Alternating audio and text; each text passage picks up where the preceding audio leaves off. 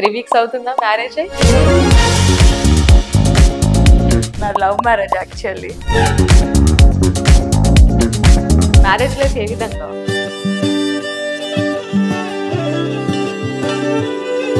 ఆ ఒక్క 2 days హడావిడేమో. Families కలవడం అనేది ఒక కొత్తది, కానీ మేమిద్దరం ఉండే విధానం ముందు ఇప్పుడు ఒకటేలాగా ఉంది. బిఎస్పీ పార్టీకి డబ్బులు ఎట్లా వచ్చేవి? ఇంటింటికి పోయి డొనేషన్ నుంచి వచ్చిన డబ్బులన్నీ మీరే తీసుకుంటున్నారు అనే మాటలు ఏ విధంగా అనిపిస్తాయి? ఎలక్షన్ ముందు రోజు రాత్రి నేను అమ్ముడు పోయేదాకా అని చెప్పేసి ప్రెస్ మీట్ పెట్టినాం. అది చాలా బాధేసింది అప్పుడు. దాసరి ఉషా గారు ఇంత డేర్గా స్టెప్స్ తీసుకోవడానికి ఆవిడ వెనక ఎవరున్నారంటే ఏం చెప్తారు? నా వెనకాల ప్రజలే ఉన్నారు. ప్రజలే ఉన్నారా, ఇంకెవరైనా ఉన్నారా? నా వెనకాల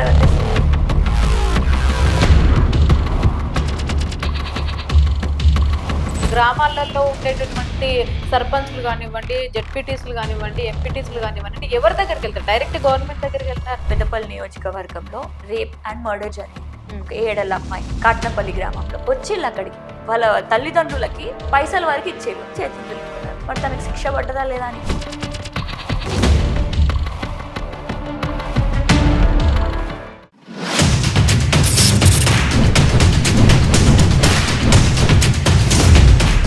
నమస్తే, వెల్కమ్ టు సోషల్ పోస్ట్. నేను మౌనిక. ప్రస్తుతం మనతో ఒక స్పెషల్ గెస్ట్ ఉన్నారు.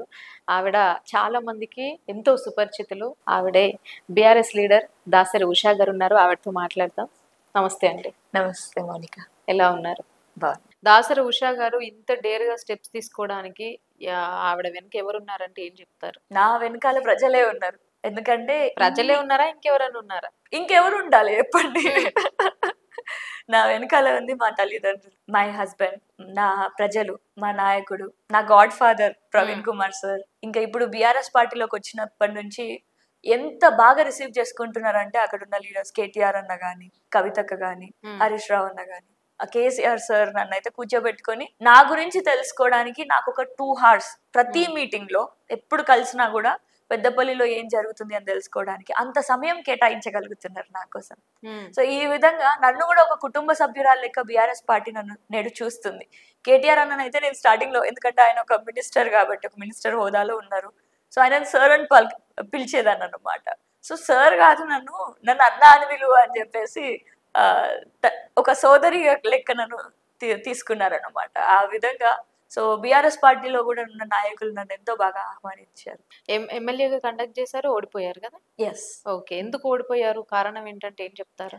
ఎన్నో ఉంటాయి, దాంట్లో ఒకటి సమయం కూడా కావచ్చు. సమయం లేదా మీరు ప్రజలకి ఇవ్వడం ఇవ్వకపోవడం అనేటిది కాదు, కానీ ఇప్పుడు ఒకరికి ఓట్ వేయాలి అని అంటే ఎందుకు ఓట్ వేయాలి, అసలు ఉంటారా ఉండరా, ఎందుకంటే అంత వాళ్ళకి నమ్మకం కలిగించాలి. నమ్మకం కలిగించాలి అంటే ఒకటే రోజులో ఎవరికైనా నమ్మకం కలిగించగలుగుతామా? అంటే ఆల్రెడీ 3 సంవత్సరాల నుంచి మీరు జనాల్లోనే తిరుగుతున్నారు. 3 సంవత్సరాల సమయం సరిపోతుంది అంటారా? సరిపోతుంది అని చెప్పను. అంటే మీరు ఆల్రెడీ ప్రజల్లో తిరుగుతున్నప్పుడు, ప్రజల సమస్యల్ని ఇంతే బలంగా బయటకు తీసుకొస్తున్నప్పుడు ఎందుకు అంటే మీరు ఓడిపోవాల్సి వచ్చింది అనేది క్వశ్చన్. ఒక రాజకీయంలో ఆల్రెడీ కొంతమంది సర్పంచ్లు, ఎంపీటీసీలు, రాజకీయ నాయకులు, వెల్ ఎస్టాబ్లిష్డ్ పార్టీస్, ఇవన్నీ బీఆర్ఎస్, కాంగ్రెస్, ఇవన్నీ కూడా మన తెలంగాణ రాష్ట్రంలో well established parties. BJP central government లో ఉంది, కానీ వెల్ ఎస్టాబ్లిష్డ్ ఇంకా తెలంగాణలో నో. ఎందుకంటే మా దగ్గర పెద్దపల్లి నియోజకవర్గంలో చాలా తక్కువ ఓట్లు వచ్చినాయి, 10,000 votes దగ్గర కూడా రాలేదు అసలు. బీజేపీ నుంచి ఎమ్మెల్యేలు అయిన రోజులు ఉండే పెద్దపల్లిలో. గుజ్జల రామకృష్ణారెడ్డి గారు ఎమ్మెల్యే అయిండు బీజేపీ నుంచి, అయినప్పటికీ కూడా ఎంత తక్కువ ఓట్లు వచ్చాయో చూడండి.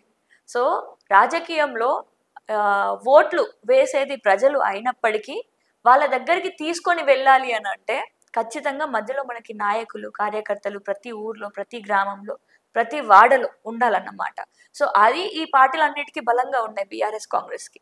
కానీ బీఎస్పీలో ఉన్నప్పుడు నేను బీఎస్పీలో మాకు అంత బేస్ లేకుండే, ఎందుకంటే కాంశీరామ్ గారు ఎప్పుడో వచ్చారు 96 లో.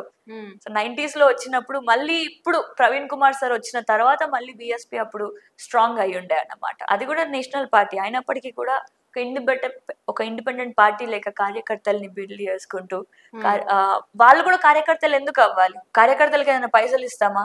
కానీ వాళ్ళ టైం, వాళ్ళ ఎఫర్ట్స్ ఎందుకు ఒక నాయకురాలకి కానీ లేదా ఒక పార్టీకి కానీ ఎందుకు డెడికేట్ చేయాలి?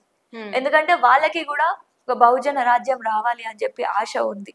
ఆ ఆశ వాళ్ళకి తెలియజేసి మన బహుజన వర్గాల నుంచి రాజ్యం రావాలి మనకి అని చెప్పేసి తెలియజేసుకుంటూ ఎన్నో ఉద్యమాలు, ఎన్నో రోజులు తిండి లేకుండా, తిప్పలు లేకుండా, నిద్రలు లేకుండా, ఎంత ఫిజికల్ గా ఎంత వీక్ అయినా కూడా, అప్పుడప్పుడు మెంటల్ గా కూడా వీక్ అయినప్పటికీ కూడా గ్రౌండ్ లో ఎందుకంటే ఎన్నో వేల సంవత్సరాల ఒత్తిడి ఉంటది కాబట్టి ప్రజలలో. సో వాళ్ళని బయటకు తీసుకొని రావడానికి 3 years సరిపోతుందా అనేది కూడా మనం ఆలోచించాలి. తెలంగాణ కోసమే 1969 నుంచి స్టార్ట్ చేస్తే 2014లో మనకు సాధ్యమైంది. సో మీకు ఇప్పుడు తీస్తే మీకు తెలుస్తుంది ఎంత టైం అండ్ ఎఫర్ట్స్ కావాలి అని చెప్పి. అది ఒక్కరితోటి సాధ్యం కాదు. మళ్ళీ ఆ విధంగా ప్రతి ఒక్కరి గుండెల్లో మనం రేకెక్కించాలి. సో అదొకటి. ఇంకొకటి, మనం పాజిటివ్ గా చేస్తున్నప్పటికీ కూడా దాన్ని అణిచివేయడానికి ఎన్నో శక్తులు కుట్రపూరితంగా ఎన్నో చేసి నొక్కడానికి ప్రయత్నం చేస్తారు. అదే ఈ 2 రోజుల ముందని చెప్తాం కదా, ఎలక్షన్స్ స్టార్టింగ్ నామినేషన్ వేసిన దగ్గర నుంచి గెలుస్తాము అన్నటువంటి వేవ్ ఉండే పెద్దపల్లిలో. ఉషక్క గెలుస్తుంది అని అన్నారు, ఏనుగు గుర్తు గెలుస్తుంది అని అన్నారు. కానీ సడన్ గా 2 రోజుల ముందు రాజకీయాలు మారిపోయినాయి. ఎందుకంటే ఇక్కడ అబద్ధాలు అనేటివి వస్తాయి. అబద్ధాలలో ఎన్నో వచ్చినప్పుడు దాంట్లో అబద్ధం ఏది నిజం ఏది అని చెప్పేసి ప్రజల్లో కూడా తెలియజేసే వాళ్ళు ఉండాలి. కానీ అట్లాంటి వాళ్ళనే ఇంటికి పరిమితం చేసేళ్ళు, భయభ్రాంతులకి గురి చేసేళ్ళు. ఇప్పుడు ఎవరైనా ఫస్ట్ కుటుంబం వస్తుంది ముందుకి. నాకు ఎవరు అని అన్నప్పుడు నా పిల్లలు ఉన్నారు, నా ఫ్యామిలీ ఉంది, వాళ్ళ శ్రేయస్సు గురించి ఆలోచిస్తారు ఎంతో మంది. సో అలాంటి వచ్చినప్పుడు వాళ్ళని బెదిరిస్తే మరి సాధ్యం అవుతుందా? బిఎస్పీ పార్టీ నుంచి వెళ్ళిపోవడానికి కారణం ప్రవీణ్ సార్ వెళ్ళిపోయారనేనా, లేకపోతే ఇంకేదైనా రీజన్? ప్రవీణ్ కుమార్ సార్ వెళ్ళిపోయారు అనేది ఒక భాగం మాత్రమే. సార్ వెళ్ళిపోవడానికి ఏం కారణాలు ఉన్నాయి? సార్ వెళ్ళిపోతూ కూడా మా అందరితోటి పెద్ద మీటింగ్ పెట్టారు. మేము అందరం కలిసి మా సజెషన్స్ అన్ని ఇచ్చాం. మేము కూడా పెద్దపల్లిలో వాళ్ళందరినీ కూడా ఇన్వైట్ చేసినాం, వాళ్ళందరితోటి మాట్లాడినాం. దాని తర్వాత మా కార్యకర్తలు, మా నాయకులు ఉన్నటువంటి అభిప్రాయం కూడా తీసుకొని మళ్ళీ ఓన్లీ నాయకులమే కూర్చొని, రాష్ట్ర నాయకులు మాత్రమే కూర్చొని మాట్లాడడం కూడా జరిగింది. మాట్లాడిన తర్వాత అంతిమంగా నేను అనుకున్నది ఏంటంటే, ఎక్కడికి పోయినా కూడా ఒక గుంపుగా పోవాలి. సింగిల్ గా పోతే ఎప్పుడు కూడా శక్తి ఉండదు మనకి. చీపిరి కట్టనే తీసుకోండి, అది ఒక్కొక్క పుల్ల లెక్క ఉంటే ఎట్లా సాఫ్ చేయగలుగుతామా? ఒక సొసైటీని క్లీన్ చేయాలని అనుకున్నప్పుడు ఒక చీపిరి కట్టర్ లెక్క మొత్తం ఒక కట్టగా ఉండాలి. మరి ఆ కట్టగా ఉండాలి అని అంటే ఇప్పుడు మేమందరం కూడా ఒక చీపిరి పుల్లల లెక్కనే ఉంటాం. సపరేట్ అయిపోతే చీపిరి పుల్లల లెక్కనే అయిపోతాం అని చెప్పి, కట్ట లెక్క ఉండాలి అని చెప్పి ఒకటే దగ్గరికి పోదాం డెసిషన్ తీసుకునే దాంట్లో అని చెప్పి, ఆ విధంగా మూకుమ్మడి డెసిషన్ తీసుకోవాలి అని చెప్పేసి అందరం కలిసి వెళ్ళామని చెప్తాను. అంటే ప్రవీణ్ సార్ వెళ్ళిపోవడానికి కారణం ఏంటంటే ఏం చెప్తారు? ఆయన కేసీఆర్ సార్ తోటి, కేటీఆర్ గారితో, హరీష్ రావు గారితో రహస్య ఒప్పందం చేసుకున్నది నిజం అంటారా, అబద్ధం అంటారా? అసలు కదా అది వాస్తవమే కాదు. ఎందుకో కాదు అని అంటున్నానంటే, అదే ప్రవీణ్ కుమార్ సార్ కదా, మేమందరమే కదా బీఆర్ఎస్ కి వ్యతిరేకంగా మాట్లాడింది. ఇప్పుడు 1.6% ఓట్ బ్యాంక్ వచ్చింది బిఎస్పీకి. ఆ సమయంలో బీఆర్ఎస్ పార్టీ కూడా అదే 1.6% ఓట్ బ్యాంక్ తోటి కదా ఓడిపోయింది. సో బీఆర్ఎస్ కి ఓడిపోవడానికి చెప్పాలంటే మేబీ మేము కూడా ఒక కారణం కావచ్చు. మేము రహస్య ఒప్పందాలు పెట్టుకుంటే బీఆర్ఎస్ కి ఓట్ బ్యాంక్ పెరగాలి, ప్రతి దగ్గర ఓటర్స్ అనే వాళ్ళు మర్జ్ అవ్వాలి. కానీ అట్లా కాలేదు కదా. సో ఇప్పుడు మేము వాళ్ళకి గెలవడానికి హెల్ప్ఫుల్ అయినామా, లేకపోతే ఓడిపోవడానికి కారకులమైన? అంటే ఈ ఓడిపోవడం గెలవడం అనేది పక్కన పెడితే బిఎస్పీ పార్టీ నుంచి ఆయన బయటికి రావడానికి కారణం ఇదా కాదా? అది కాదు అని చెప్తున్నాను కదా. ఎందుకంటే అక్కడ బీఎస్పీ బీఆర్ఎస్ తోటి పొత్తు వెళ్ళినాం. ప్రవీణ్ కుమార్ సార్ కి నాగర్ కర్నూలు నుంచి టికెట్ కూడా అనౌన్స్ అయింది. సో ఎందుకు మాకు థాట్ కూడా ఎందుకు వస్తుంది? పొత్తు పోయినాం. రాజకీయంగా పొలిటికల్ గా ఎన్నో స్ట్రాటజీస్ ఉంటాయి. కాంచీరామ్ గారు కూడా ఆనాడు బీజేపీ తోటి పొత్తు వెళ్ళారు, ఎన్నో పార్టీలతోటి పొత్తు వెళ్ళారు. సేమ్ అట్లనే మేము కూడా ఎన్నో పార్టీలతోటి పొత్తు వెళ్ళడానికి సిద్ధంగా ఉండే. బీఆర్ఎస్ పార్టీ తోటి పొత్తు వెళ్ళొచ్చు అని చెప్పి మాయావతి గారు యాక్సెప్ట్ చేశారు. వెళ్ళిన తర్వాత అక్కడ మాయావతి గారు రిజెక్ట్ చేశారు. సో రిజెక్ట్ చేయడానికి కారణం ఏంటి, ఎందుకు, ఎవరి వల్ల భయపడుతున్నాం అని చెప్పేసి, ఇంకొకరికి భయపడొద్దు అని చెప్పి మేము బిఎస్పీ నుంచి బ్యాక్ రావాల్సింది, ఎగ్జిట్ అవ్వాల్సి వచ్చింది. ఎగ్జిట్ అయిన తర్వాత ఇప్పుడు కాంగ్రెస్ బీఆర్ఎస్ ఈ రెండిట్లలో ప్రాంతీయత్వానికి కూడా ఇంపార్టెన్స్ ఇవ్వాలి కదా. కాంగ్రెస్ పార్టీ ఏ విధంగా ఉందో తెలుసు, ఏ విధంగా ప్రతి జిల్లాలో ఒక గుంపు ఉంటుంది, ఒక గుంపు రాజకీయం చేస్తారు, ప్రతి జిల్లాకి ఒక ముఖ్యమంత్రి. ఇప్పుడైతే ప్రతి ఊరికి ఒక ముఖ్యమంత్రి అయిపోయిండు. సో ఈ విధంగా అట్లాంటి గ్రూపిజం రాజకీయాలు చేయాలా, లేకపోతే బీఆర్ఎస్ పార్టీలో కేసీఆర్ గారు కాళేశ్వరం ప్రాజెక్ట్ అయినా కూడా ఎన్నో మిషన్ భగీరథ, మిషన్ కాకతీయ, ఇక్కడ ఉండేటటువంటి జీడిపిని పెంచడం కానీ, ఇంకా ఇక్కడ ఉన్న ఫుడ్ ప్రొక్యూర్మెంట్ చేయడం కానీ. సో ఈ ఆలోచనలతోటి ఒక నాయకత్వంలో వెళ్తున్నటువంటి బీఆర్ఎస్ పార్టీలో వెళ్ళాలా, ఇవన్నీ ఆలోచించుకొని మన ప్రజలకి ఏ విధంగా హెల్ప్ఫుల్ అవుతుంది. తెలంగాణ భావం ఒకటి ఉంది, అదొకటి. తెలంగాణ ఐడియాలజీ, బహుజన ఐడియాలజీ. సో ఈ రెండు మరీ దూరంగా లేవు అని అనిపించింది. ఈ రెండు కలిస్తే ఇంకా బాగుంటుంది అని అనిపించి ఈ విధంగా ఉంటే బాగుండు అనేసి తెలంగాణ ప్రజల ప్రయోజనాల కోసం మేము బీఆర్ఎస్ పార్టీలో వచ్చాము. ప్రజల ప్రయోజనాల కోసం. ఎస్. మనం మాట్లాడుకున్న ఇదైతే ఈ మాయావతి గారి అంశం ఏదైతే ఉందో, ఈ రహస్య మంతనాలు ఆవిడకి తెలిసి ఆవిడ తీసేయక ముందుకే నేనే వెళ్ళిపోతాను అని రిజైన్ చేశాడు అన్నది నిజమా? Not at all. ఎందుకంటే మాయావతి గారు 4 సార్లు ముఖ్యమంత్రి. సో తన దగ్గర ఎంత ఇంటెలిజెన్స్ రిపోర్ట్ ఉంటుందో ఆలోచించండి. ఆ రిపోర్ట్ లేకుండానే ప్రవీణ్ కుమార్ సార్ ని ముఖ్యమంత్రి అభ్యర్థిగా ప్రకటిస్తారా? ఇక్కడ హైదరాబాద్ లో సరూర్ నగర్ పెట్టినటువంటి మీటింగ్ లో ఆనాడు మాయావతి గారే ప్రవీణ్ కుమార్ సార్ ని ముఖ్యమంత్రి అభ్యర్థిగా ప్రకటించారు. సో ఒకసారి ఆలోచించండి మీరు. ఆ విధంగా మాయావతి గారు ప్రవీణ్ సార్ ని ఎల్లగొట్టే అవకాశం ఉందా లేదా? సో అది అక్షరాల తప్పు, అది వాస్తవం చెప్పాలి అని అంటే. సో తనకు ఉన్నటువంటి ప్రెషర్స్ ఏంటి అవేంటో మనకి క్లారిటీగా తను ఎప్పుడు చెప్పలేదు. ఒక నేషనల్ కోఆర్డినేటర్ నే ఎన్నో సార్లు బయటికి రమ్మని చెప్పిల్లు అనమాట. అంటే మీరు కోఆర్డినేటర్ గా కొన్ని రోజులు కోఆర్డినేటర్ నుంచి పక్కకి రండి అని చెప్పేసి తెలియజేయడం జరిగింది. తన రాజకీయ వారసత్వాన్ని కూడా అనౌన్స్ చేసింది ఆకాష్ ఆనంద్ గారిని. కానీ తనల్ని కూడా మళ్ళా ఆకాష్ ఆనంద్ గారు బీజేపీకి అగేన్స్ట్ గా కొన్నిసార్లు మాట్లాడిన తర్వాత ఈయనకి ఇంకా గ్రూమింగ్ కావాలి అని చెప్పేసి మళ్ళీ 2 సార్లు ఆ విధంగా చేయడం జరిగింది అనమాట. సో ఇక్కడ అన్స్టెబిలైజ్డ్ గా ఎవరున్నారో అని చెప్పేసి మీరు ఆలోచించాలి. పార్టీలో సమన్వయ లోపం తగ్గింది అనుకుని బయటకు వచ్చేసిన సిచ్యువేషన్స్, బయటకు వచ్చే బదులు ఆయన ఇప్పుడు ప్రవీణ్ కుమార్ గారు ఆయనకున్న ఫాలోయింగ్ తో కొత్త పార్టీ కూడా పెట్టగలిగే అంత ఫాలోయింగ్ ఉంది ఆయన. ఎందుకు పార్టీలోకి వెళ్ళారు? ఇప్పుడు అది ఆయన ఓడిపోవడానికి ఒక కారణం అనుకోవచ్చు. కొత్త పార్టీ ఎప్పుడు పెడతాం అనేది మనకి ఇక్కడ ముఖ్యం. ఆల్రెడీ ఒక పార్టీ నుంచి మనకు ఆల్రెడీ కొన్ని విషయాలు వస్తున్నప్పుడు, కొన్ని భావజాలాలు సేమ్ ఉన్నప్పుడు అదే పార్టీలోకి వెళ్ళొచ్చు కదా. ఒకటి అది. రెండోది, ఇండిపెండెంట్ పార్టీ పెట్టడం అని అంటే అంత ఈజీ కాదు. It's not small feet. ఇంకా ఎంతో శ్రమ పడాల్సి వస్తుంది. ఎన్నో ఓటములను కూడా మనం తట్టుకోగలగాలి. మరి ఆ శక్తి కూడా ఉండొచ్చు, చాలా మందికి ఉండొచ్చు.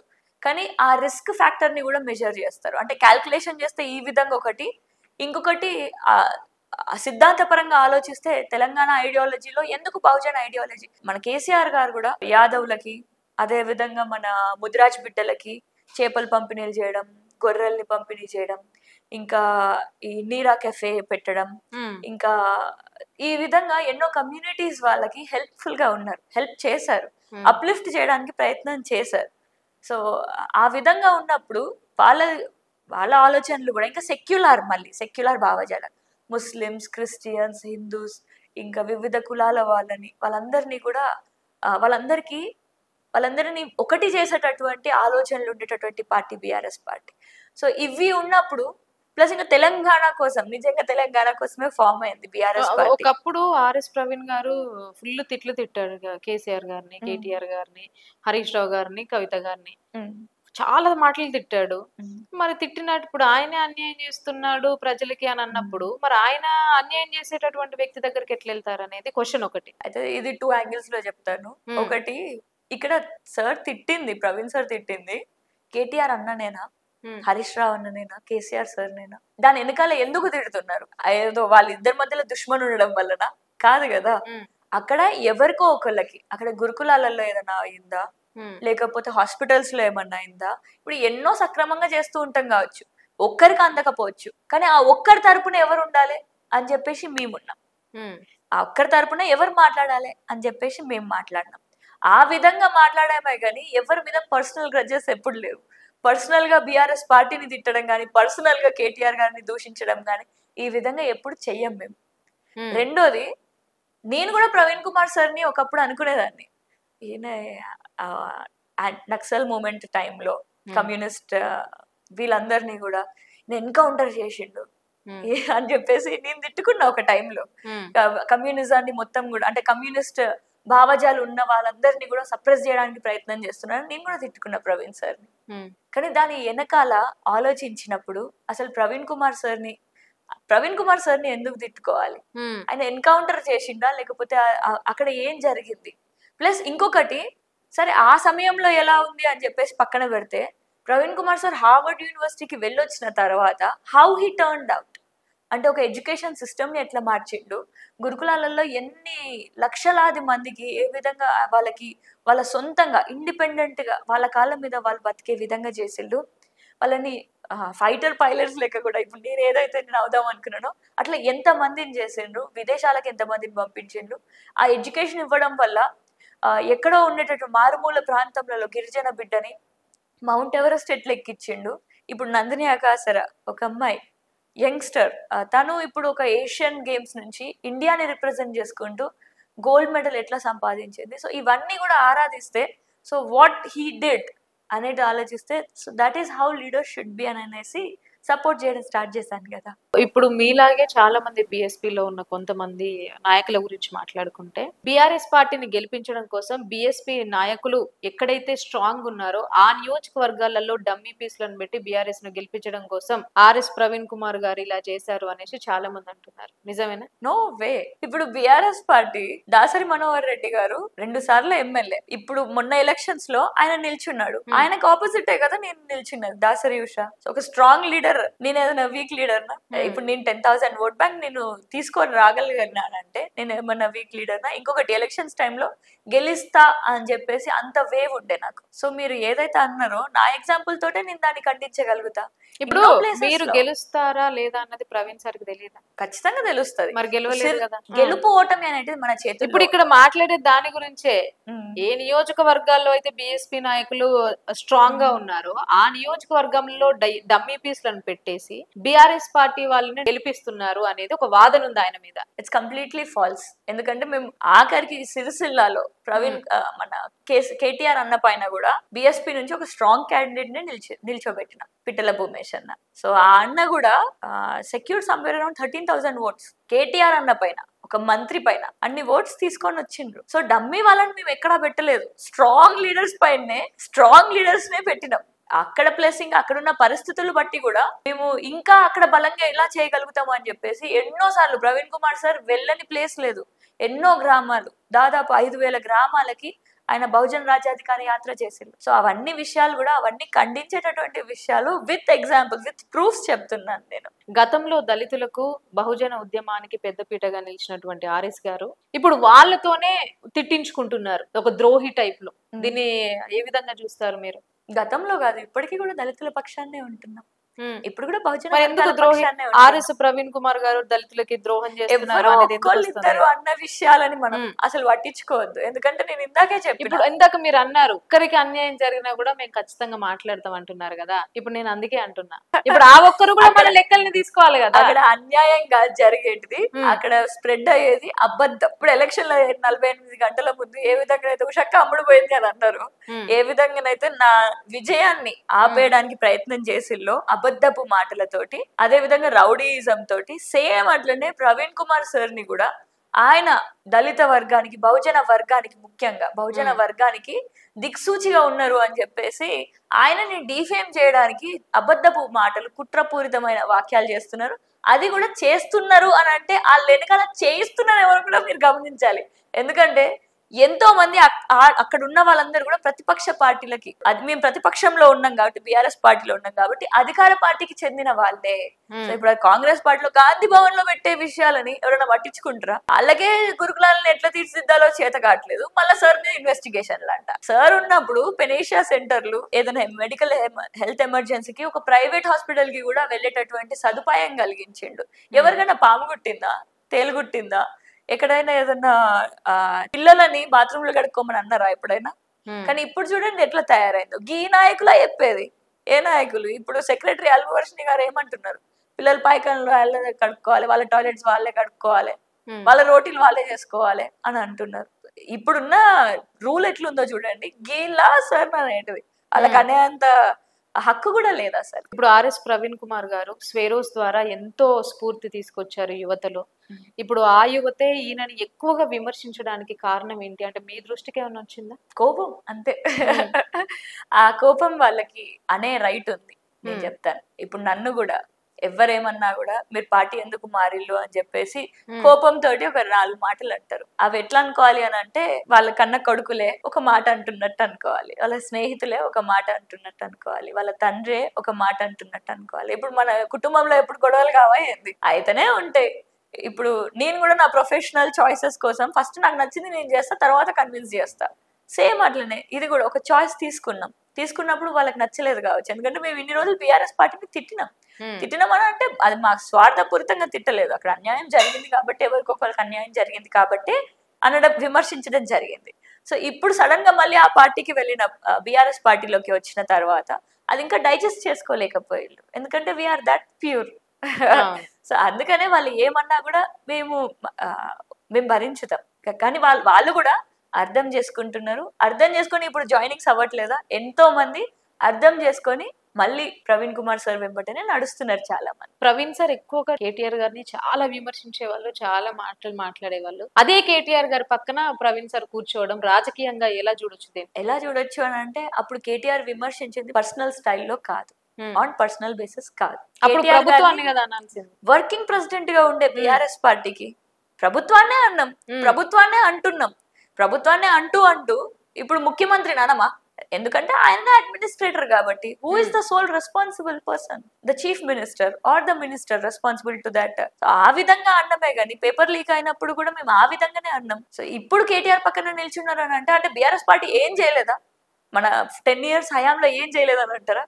మంచి చేసిల్లు కదా, ఆ మంచి గురించి మాట్లాడుతున్నాం. ఇప్పుడు జీడిపి పెరిగింది అని అంటే దాన్ని 2 sorts గా తీసుకోవచ్చు. ఒకటేంటి, నిజంగానే జీడిపి పెరిగింది, అది 10 సంవత్సరాలలో జీడిపి నిజంగానే పెరిగింది, ట్రిపుల్ అయింది, 20% ఇంక్రీజ్ అయింది అనుకుంటాను. కానీ జీడిపి ఇంక్రీజ్ అయిన వెంటనే ప్రతి ఒక్కరు ఆర్థిక స్థితి పెరిగిందంటారా? లేదు. అది కేటీఆర్ అన్న కూడా యాక్సెప్ట్ చేస్తారు, ఎవరైనా యాక్సెప్ట్ చేస్తారు. సో ఇండివిజువల్ గా ప్రతి ఒక్కరి ఇన్కమ్ మనం పెంచినామా, లేకపోతే ఓవరాల్ గా పెంచడం జరిగింది కానీ ఇండివిజువల్ గా పెంచలేకపోయినా. ప్రతి ఒక్క దానికి ప్రోస్ ఉంటాయి, కాన్స్ ఉంటాయి. సో ఆ సమయంలో మేము ఎవరైతే ఆ కొంతమంది ఉంటారో వాళ్ళ గురించి మాట్లాడాలి కాబట్టి, వాళ్ళకి అందట్లేదు కాబట్టి ఆ సౌకర్యాలు వాళ్ళకు కూడా అందాలి అని చెప్పి వాళ్ళ తరపు నుంచి మాట్లాడడం జరిగింది. సో నేడు మేము బీఆర్ఎస్ హయాంలో ఏవేవి మంచి జరిగినాయి నిర్మోమాటంగా ఒప్పుకోవాల్సిందే. ఎప్పుడైనా వాస్తవాల్ని, ఫ్యాక్ట్స్ ని ఎప్పుడు కూడా ఎవరు తీసేయలేరు. ప్రవీణ్ సార్ వెళ్ళిపోయిన తర్వాత దాసరి ఉషా గారి పరిస్థితి ఏ విధంగా ఉండే? ఫాలోయింగ్ పడిపోయినట్టు ఏమైనా కనిపిస్తుందా? అప్పుడు ఫాలోయింగ్ పడడం, పెరగడం అవన్నీ మనం చేసే పనుల బట్టి ఉంటది. ఒక్క సమయంలో, ఒక నిమిషంలో మేబీ ఆ నిర్ణయం తీసుకున్నప్పుడు కొంచెం భయపడతారేమో నా తోటి ఉన్న వాళ్ళందరు, నాయకులు, కార్యకర్తలు. కానీ దాని తర్వాత అర్థం చేసుకొని ముందడుగు వేస్తారు. ఇంకొకసారి ఇప్పుడు నేను బీఎస్పీ నుంచి బీఆర్ఎస్కి వచ్చిన తర్వాత ఇప్పుడు బీఆర్ఎస్ లో ఉన్న నాయకులు భయపడతారు, అరే ఇప్పుడు ఈమె మళ్ళీ ఇంకొక ఎమ్మెల్యే క్యాండిడేట్ వచ్చింది అని చెప్పేసి. సో ఆ విధంగా భయపడొచ్చు. ఇంకొంతమంది బీఆర్ఎస్ లో ఉన్న కార్యకర్తలు ఏమనుకుంటారు, అరే మంచి నాయకురాలు వచ్చింది నేడు అని చెప్పేసి ఫాలో కూడా అవ్వచ్చు. సో 2 విధాలుగా ఉంటాయి. ఈ రాజకీయంలో అన్ని రాజకీయ పార్టీలలో ఉండేటి మనుషులే, ఆ మనుషులే అన్ని రకాలుగా ఆలోచిస్తారు. సో ఇప్పుడు బీఆర్ఎస్ పార్టీ వచ్చిన వెంటనే అందరు యాక్సెప్ట్ చేసినారు అని చెప్పి అనట్లేదు. ఇన్సైడ్ బీఆర్ఎస్ కూడా రాజకీయం నడుస్తుంది. ఓన్లీ కాంగ్రెస్ కి తోటి మాత్రమే కాదు నేను కొట్లాడాల్సింది, ఇన్సైడ్ ద పార్టీ కూడా నేను కొంతమంది తోటి ప్రతిరోజు జగడా ఉంటూనే ఉంటది.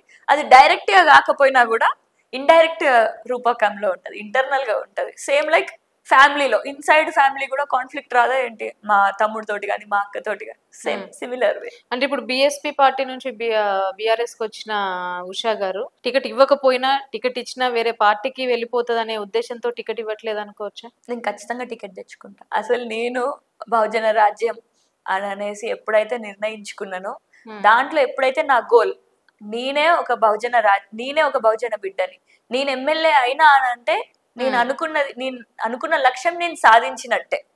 ఒక బీసీ బిడ్డని ఎమ్మెల్యే చేద్దామని అనుకున్నా, నేనే అవుదామని అనుకున్నా. నేను బీసీ బిడ్డని, నేను ఎమ్మెల్యే అయితే బీసీ వర్గాలకి నేను మంచి చేయనా అని చెప్పేసి. సో ఆ విధంగా ఎమ్మెల్యే టికెట్ తెచ్చుకోవడానికే నేను ప్రయత్నం చేస్తా. ఖచ్చితంగా దానికోసం నేను ఎంతనైనా నేను శ్రమ పడతా. ఎందుకంటే ఆ శ్రమ నా కోసం మాత్రమే కాదు, నా వర్గాల కోసం. అసలు నా కోసం అని అనుకుంటే నేను శ్రమనే పడేదాన్ని కాదు కావచ్చు, కానీ ఎప్పుడైతే నా బహుజన వర్గాలు అని అనుకుంటానో, నా పెద్దపల్లి అని అనుకుంటానో, ముఖ్యంగా ఎందుకు నా పెద్దపల్లి అని అంటున్నానంటే, అసలు మన తెలంగాణ రాష్ట్రంలో ఇప్పటికీ కూడా పెద్దపల్లి అని అంటే అది ఎక్కడా అని అంటున్నారు. అయితే కరీంనగర్ అన్న తెలుస్తుంది, గోదావరిఖాన్ అన్న తెలుస్తుంది, కానీ మధ్యలో పెద్దపల్లి జిల్లాగా మారేది కానీ పెద్దపల్లి పేరు తెలియదు. ఎంతో మంది ఇక్కడ నేను హైదరాబాద్ లో, వికారాబాద్ లో, ఇటు సైడ్ నాగర్ కర్నూలు సైడ్ ఇక్కడికి వచ్చి కలిసినప్పుడు కొంతమంది ముందుకు వచ్చి అక్క మీ వల్లనే నాకు పెద్దపల్లి ఎక్కడ ఉందో తెలుసు అక్క, ఎందుకంటే మిమ్మల్ని ఉషా పెద్దపల్లి అని పిలుస్తాం కదా అని అన్నారు. సో నేను ఎమ్మెల్యే అవ్వాలి అని అనుకునేటిదే నా పెద్దపల్లి కోసం, మా యువకుల కోసం, మహిళల కోసం, బహుజన వర్గాల కోసం. అందుకనే నేను తెచ్చుకుందాము అని చెప్పేసి అంత బలంగా ఉంటాను. ప్రవీణ్ సార్ గురించి మాట్లాడితే ఒక్క ఎంపీ సీటు కోసం ఆయన ఈ స్టెప్ తీసుకోవడం వల్ల ఆయన ఫ్యాన్ బేస్ తగ్గిపోయింది అనుకోవచ్చా? లేదు, ఆ ఒక్క ఎంపీ సీట్ తీసుకోండి అని చెప్పి చెప్తే మేము కాదు కదా. ఇప్పుడు మన అసెంబ్లీ ఎలక్షన్స్ లో నేను అనట్లేదు, మేమందరం కలిసే చెప్పాం. అసెంబ్లీ ఎలక్షన్స్ లో ప్రతి నియోజకవర్గంలో మేమందరం పోటీ చేయడం జరిగింది. అక్కడ మేమంటూ ఒక మా యొక్క స్ట్రెంగ్త్ అనేది చూపించుకున్నాం. దాని తర్వాత ఎంపీ ఎలక్షన్స్ కి వచ్చేసరికి ఇక్కడ నుంచి మన స్ట్రెంగ్స్, మన ఇండివిజువల్ స్ట్రెంగ్స్ అందరం మనం కలిపి ఒక్క దగ్గర మనం గెలవాలి అని చెప్పేసి నిర్ణయించుకున్నాం. ఆ విధంగా మేమందరం కలిసి అది రాష్ట్రం నలుమూలల దగ్గర నుంచి వచ్చి ఎంపీగా ఒక్కటన్నా గెలవాలి సార్ అని చెప్పేసి మిమ్మల్ని గెలిపించుకుంటాం అని చెప్పి మేము వచ్చి చెప్పిన ముచ్చట్లవి. యువతలో ఎంతో పట్టు సంపాదించుకున్న ప్రవీణ్ సార్ ఇప్పుడు ఆ యువతనే విమర్శిస్తున్న పరిస్థితికి వచ్చింది అని అంటే ఆయన రాజకీయ భవిష్యత్తు ఏ విధంగా ఉండబోతుంది అనుకోవచ్చు? చిన్న చిన్న అవి విత్ డేస్ పాసింగ్ మళ్ళీ వాళ్ళందరూ సార్ అదే గూటికి వస్తారు ఖచ్చితంగా. ఎందుకంటే ఆయన చేసినటువంటి త్యాగం అట్లాంటి, ఆయన చేసినటువంటి శ్రమ, పడ్డటువంటి శ్రమ అట్లాంటిది. మీరేమనుకుంటున్నారు? ప్రజల్లో ఆయనకి ఇంకా అలాంటి నమ్మకం ఉందనుకుంటున్నారా? ఖచ్చితంగా ప్రజలు అంత విశ్వసిస్తారు అనుకుంటున్నారా? విశ్వాసం ఉంది సార్, సార్ పైన అంత విశ్వాసం ఉంది. ఎందుకంటే ఎవరైనా కూడా అధికార పార్టీలో ఉన్నటువంటి ఒక ముఖ్యమంత్రి ఉన్నటువంటి రేవంత్ రెడ్డి గారే ప్రవీణ్ సార్ ని మీరు రండి, మీకు స్వాగతం పలుకుతాం, మీకు చైర్మన్ గా చేస్తాం అని చెప్పేసి, టీఎస్పీఎస్సీ చైర్మన్ గా చేస్తాము అని చెప్పేసి ఎంపీ ఎలక్షన్స్ ముందు ఆఫర్ ఇచ్చారు. మీరు ఎంత మంచి వాళ్ళో మాకు తెలుసు అని చెప్పేసి అనేక సభలలో ఇప్పుడున్నటువంటి ముఖ్యమంత్రి గారే చెప్పిళ్ళు. మరి ఆ మంచితనం గుర్తించకుండా పోతుందా? ఒక అధికార పార్టీలో ఉన్నటువంటి వాళ్ళే ప్రతిపక్షం నుంచి మీరు ఇప్పుడు వచ్చినా కూడా తీసుకుంటాం అని అన్నారు. అక్కడనే మీకు తెలుస్తుంది ఆయన క్వాలిటీ ఏంటో అని చెప్పేసి. మొత్తం అన్నం మొత్తం ఉడికిందా లేదా అని చెప్పి ఒక గింజ చూస్తే తెలుస్తుంది. అట్లాంటి గింజ ఇప్పుడు ముఖ్యమంత్రి నోటితోటే అన్నాడా మరి అంత మంచి వ్యక్తి మీరు ఎప్పుడన్నా రండి అని చెప్పేసి ఆయన గురించి రేవంత్ రెడ్డి గారు ప్రస్తావించినప్పుడు ఆడిటోరియంలో, ఓయూ క్యాంపస్ లో అసలు అక్కడ ఉన్నటువంటి విద్యార్థులు అందరు కేకలు ఈలలు. So that is his power. ప్రస్తుతం ఇప్పుడు బీఆర్ఎస్ పార్టీలో ఉంటూ కూడా మళ్ళీ దళితులకి బహుజన ప్రయోజనాల కోసం ఈయన సేవ చేస్తారు అనుకోవచ్చా? తప్పకుండా. మేము బీఆర్ఎస్ లోకి వచ్చింది కూడా ఆ బహుజన వర్గాలకి కాపాడుకోవడానికే వచ్చినాం. ఆ బహుజన వర్గాలకి వాళ్ళ ప్రయోజనాలు ఏంటో అవన్నీ కూడా సంతృప్తి చేయడానికే వచ్చినాం. అందుకనే మేము తెలంగాణ రాష్ట్ర ప్రయోజనాలు అని అంటే, ప్రజల ప్రయోజనాలు అని అంటే ఎవరున్నారు ఈ తెలంగాణ ప్రజలలో? 95% మంది అందరు బహుజన వర్గాలకు చెందిన వాళ్ళే కదా. దాని గురించే మేము వచ్చినాం బీఆర్ఎస్ పార్టీలోకి.